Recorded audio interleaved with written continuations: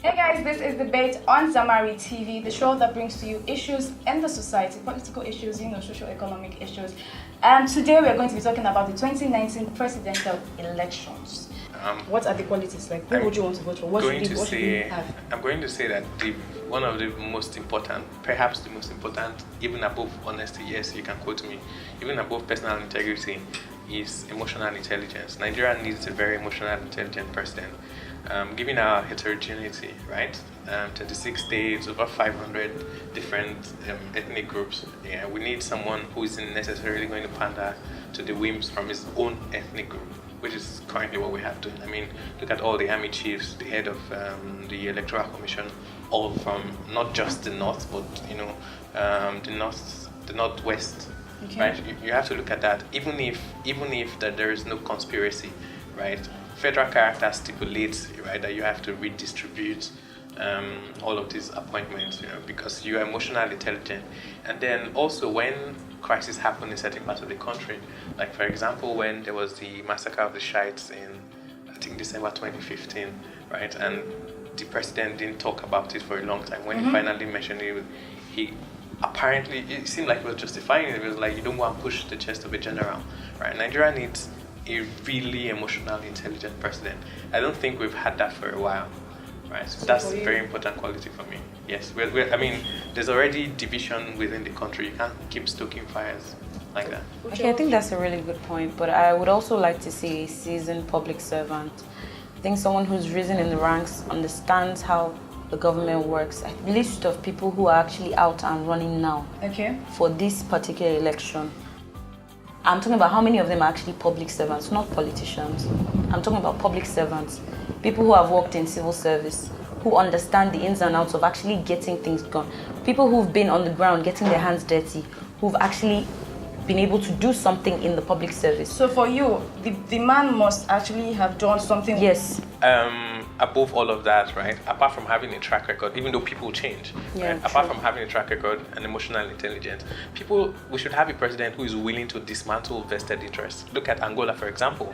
When this current president was coming in, I thought, okay, so you've had a presidential hierarchy that has been there for the better part of 20, 30 decades, stretching back to Angola's independence, right? What is he going to do? This guy came on board, now took away the son of the former president from one of the top parastatals in the country, right? And he's prosecuting.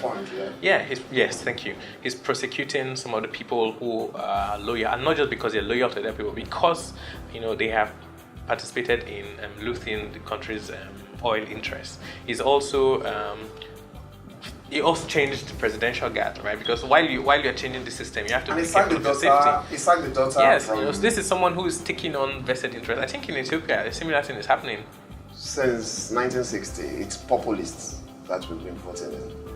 And they will come, when you look at their campaign, and you look at their manifesto, it's empty. But because they are popular with their tribe, or they hinge on religion, I'm not naming names, but there's two of the big guns in this present administration came on the back of religion, which is wrong. So I don't want somebody that would claim to be anti-establishment, whereas he is not even pro-establishment, but focused on a narrow area of the country. Yeah. I don't want a populist. I don't want a fundamentalist. I don't want somebody that is overly religious. I want somebody that is emotionally intelligent.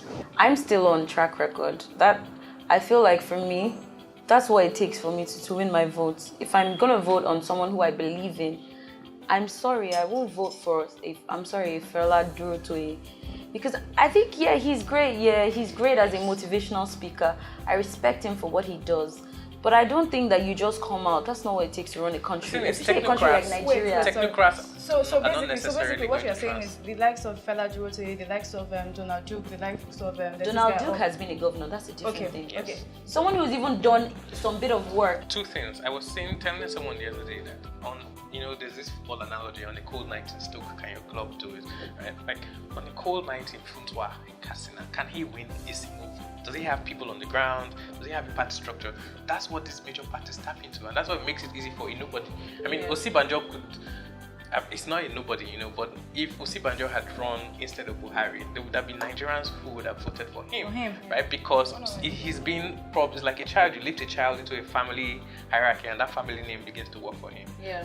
Do you understand? Fela Durutoi is a likable guy, right? I'm not necessarily into motivation, but he's a likable guy. But then beyond that, smart people don't necessarily make great presidents. I agree with you. Right? Smartness is not the only criteria. And we can look at that in some states in Nigeria. There's a state in the southwest where a former governor is not trying to gain re-election, right? It showed that he couldn't exactly.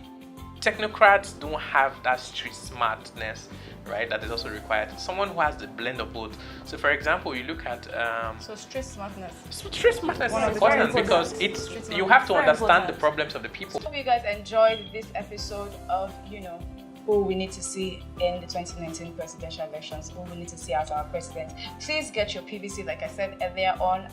That is it. My name remains Afolabi Godwin. This is Debate on Zamari TV. Also, make sure you leave your comments, just in case you want to bash anyone or you want to support anyone. Leave your comments and we're sure to reply you. Thank you very much for watching.